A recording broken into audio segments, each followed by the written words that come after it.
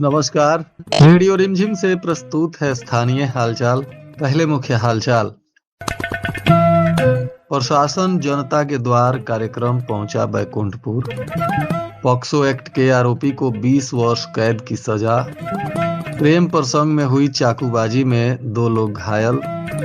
रात में एसडीपीओ हथुआ ने कई थानों का किया औचक निरीक्षण। व्यवहार न्यायालय परिसर में आयोजित हुआ विधिक जागरूकता कार्यक्रम। स्थानीय हालचाल के इस अंक के साथ मैं निकेत मिश्र। अब हालचाल विस्तार से।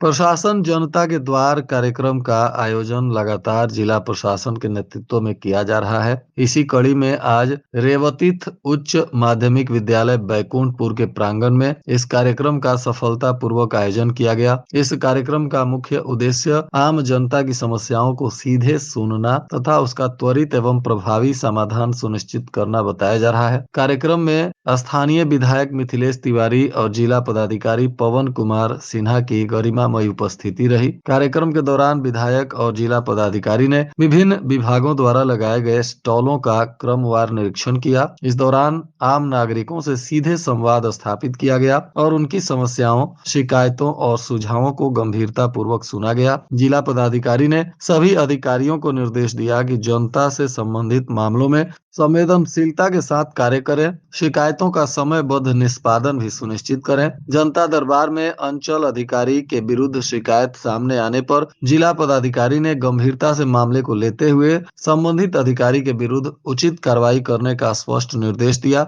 उन्होंने कहा कि सरकारी योजनाओं के क्रियान्वयन में किसी भी प्रकार की लापरवाही, अनियमितता या जनता के साथ दुर्व्यवहार को बर्दाश्त नहीं किया जाएगा। जिला पदाधिकारी ने यह भी कहा कि प्रशासन की प्राथमिकता जनता के विश्वास को जीतना है और इसके लिए सभी पदाधिकारियों को ईमानदारी एवं निष्ठा से कार्य करना होगा। इस दौरान विधायक मिथिलेश तिवारी ने कहा कि प्रशासन जनता के द्वार कार्यक्रम सरकार की महत्वपूर्ण पहल है। इसके माध्यम से ग्रामीण और दूर दराज के क्षेत्रों में रहने वाले लोगों को एक ही स्थान पर विभिन्न विभागों की सेवाएं उपलब्ध कराई जा रही हैं। उन्होंने जनता से अपील किया कि वे इस प्रकार के कार्यक्रम का अधिक से अधिक लाभ उठाएं, अपनी समस्याओं को निर्भीक होकर प्रशासन के समक्ष रखें। कार्यक्रम में भूमि, राजस्व, आपूर्ति, सामाजिक सुरक्षा, शिक्षा, स्वास्थ्य, श्रम, कृषि, आवास, मनरेगा सहित विभिन्न विभागों के स्टॉल लगाए गए थे। स्टॉलों पर संबंधित विभागों के पदाधिकारियों द्वारा आम जनता की समस्याओं से संबंधित आवेदन प्राप्त किए गए तथा कई मामलों का मौके पर ही निष्पादन भी किया गया। शेष आवेदनों के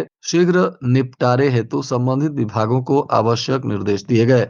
पॉक्सो एक्ट के एक आरोपी को आज अदालत ने 20 वर्ष सश्रम कारावास की सजा सुनाई है और 20,000 रुपए का अर्थदंड भी लगाया है। बताया जा रहा है कि मीरगंज थाना में 2020 में पॉक्सो एक्ट का मामला दर्ज हुआ था, जिसके आरोपी राहुल कुमार मांझी पिता बैजनाथ मांझी, जो जिगना थाना मीरगंज का निवासी है, इसे अदालत ने पॉक्सो एक्ट के मामले में दोषी पाते हुए 20 वर्ष सश्रम कारावास की सजा सुनाई है और 20,000 रुपए का जुर्माना भी लगाया गया। जुर्माना नहीं देने पर 3 महीने का अतिरिक्त सश्रम कारावास भुगतना होगा। इस दौरान आरोपी को धारा 363 के अंतर्गत भी 3 वर्ष के सश्रम कारावास और 20,000 रुपए का जुर्माना लगा है। जुर्माना नहीं देने पर 3 महीने का और अतिरिक्त सश्रम कारावास भुगतना होगा और पॉक्सो एक्ट में 20 वर्ष के सश्रम कारावास और 20,000 का जुर्माना लगाया गया है। इस तरह से आरोपी पर कुल 23 वर्ष कैद की सजा मुकर्रर की गई है और कुल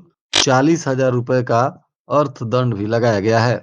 इस तरह से आरोपी को जो 20 वर्ष सश्रम कारावास की सजा हुई है, अदालत ने कहा है कि सभी धाराओं के अंतर्गत जो सजा सुनाई गई है वह एक साथ चलेगी और विचारण के दौरान कारा में बिताया गया आरोपी का जो अवधि है वह भी सजा के अवधि में गिना जाएगा। सजा सुनाने के बाद तुरंत आरोपी को पुलिस ने गिरफ्तार कर जेल भेज दिया।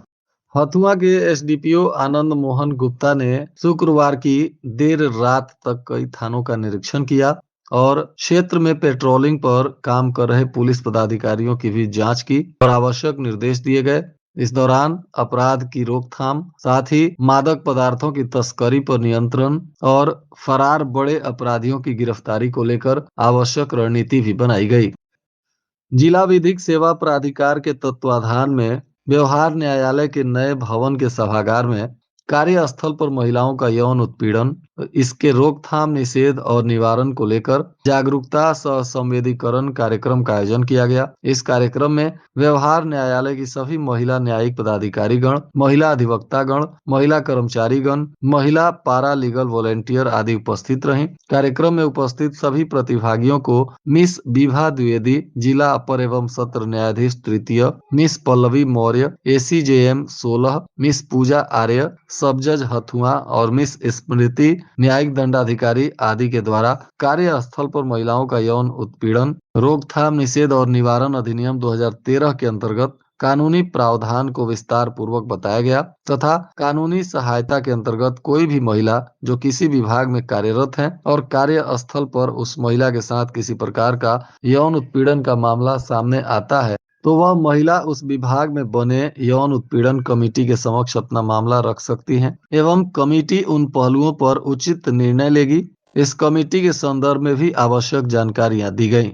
बैकुंठपुर थाना क्षेत्र में प्रेम प्रसंग को लेकर हुई चाकूबाजी की घटना में 2 लोग जख्मी हैं जिनका इलाज चल रहा है। इस मामले में एक आरोपी को पुलिस ने डिटेन किया है। बताया जा रहा है कि रेवती हाई स्कूल के मैदान के पास आपसी विवाद को लेकर अंकुर कुमार, प्रदीप कुमार एवं विनय कुमार के बीच मारपीट हुई। इसी बीच चाकूबाजी की घटना भी हुई। प्रारंभिक जानकारी के अनुसार विवाद का कारण प्रेम प्रसंग बताया जा रहा है। सूचना के सत्यापन को लेकर पुलिस अधीक्षक के निर्देशानुसार अनुमंडल पुलिस पदाधिकारी सदर 2 और बैकुंठपुर के थानाध्यक्ष ने त्वरित रूप से घटना स्थल पर पहुंचकर जांच पड़ताल किया। घायलों को बेहतर उपचार के लिए सदर अस्पताल में भेजा गया, जिसमें से प्रथम पक्ष से प्रदीप कुमार पिता मुनीलाल महतो जो महुआ गांव के रहने वाले हैं, ये गंभीर रूप से घायल हैं और इन्हें प्राथमिक उपचार के पश्चात डॉक्टरों ने बेहतर इलाज के लिए गोरखपुर रेफर कर दिया। दूसरे पक्ष से घायल एक व्यक्ति को बैकुंठपुर से इलाज के बाद सदर अस्पताल में रेफर किया गया। इस मामले में अंकुर कुमार को पुलिस ने डिटेन किया है और घटना से संबंधित सभी बिंदुओं पर विस्तृत जाँच की जा रही है।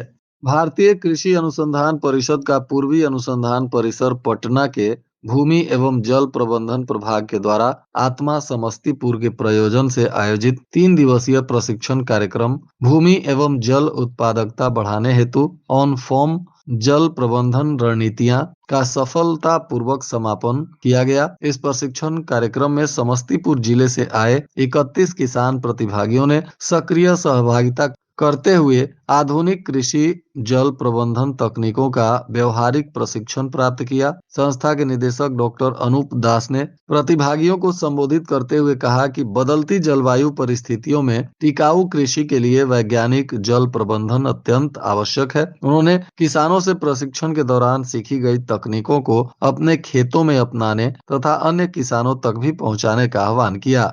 इस दौरान डॉक्टर आशुतोष उपाध्याय जो भूमि एवं जल प्रबंधन के विभागाध्यक्ष हैं, उन्होंने प्रशिक्षण की उपयोगिता पर प्रकाश डालते हुए कहा कि एकीकृत भूमि जल प्रबंधन, सूक्ष्म सिंचाई, सेंसर आधारित तकनीक, प्राकृतिक खेती एवं मौसम आधारित निर्णय प्रणाली किसानों को संसाधनों के कुशल उपयोग के लिए सक्षम बनाती है। उन्होंने प्रतिभागियों को वैज्ञानिक सोच के साथ कृषि अपनाने के लिए प्रेरित किया। 3 दिवसीय प्रशिक्षण के दौरान किसानों को प्राकृतिक खेती, एकीकृत कृषि प्रणाली, उन्नत भूमि एवं जल प्रबंधन तकनीकें, कृषि में IoT एवं AI, ML का उपयोग, फसल विविधीकरण तथा मौसम आधारित कृषि जल प्रबंधन पर व्यवहारिक जानकारी दी गई। प्रतिभागियों ने अनुसंधान प्रक्षेत्र और मृदा प्रयोगशालाओं का भी भ्रमण कर तकनीकों का प्रत्यक्ष अनुभव भी प्राप्त किया।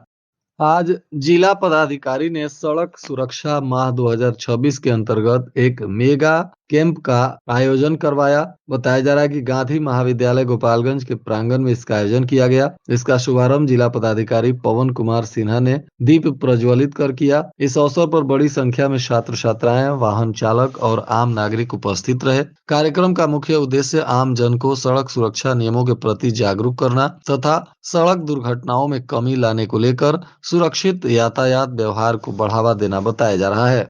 कटिया थाना की पुलिस ने तिरलोकवा में वाहन जांच के दौरान भारी मात्रा में शराब को पकड़ा है और एक बोलेरो गाड़ी को भी जब्त किया है। बताया जा रहा है कि पुलिस ने संदेह के आधार पर बोलेरो गाड़ी को रोककर जब तलाशी ली तो इस दौरान भारी मात्रा में अवैध विदेशी शराब मिली। तलाशी के क्रम में 619 लीटर से अधिक विदेशी शराब मिली है। शराब के परिवहन में प्रयुक्त बोलेरो वाहन को जब्त किया गया है और इस संबंध में उत्पाद अधिनियम के तहत प्राथमिकी दर्ज की गई है तथा तस्कर की पहचान कर गिरफ्तारी को लेकर पुलिस जांच पड़ताल कर रही है।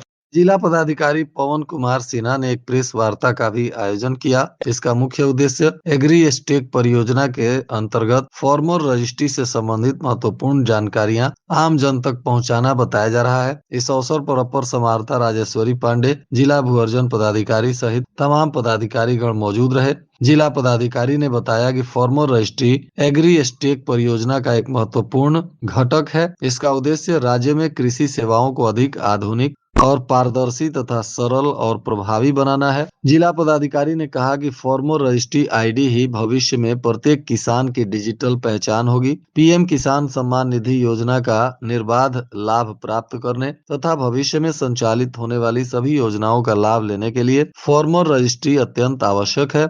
उन्होंने सभी किसान भाइयों एवं बहनों से अपील की है कि वे शीघ्र अपने किसान सलाहकार, किसान समन्वयक अथवा हल्का कर्मचारी से संपर्क कर फार्मर रजिस्ट्री बनवाएं। फार्मर रजिस्ट्री के लिए आवश्यक दस्तावेजों में आधार कार्ड, भूमि से संबंधित दस्तावेज एवं मोबाइल नंबर शामिल हैं।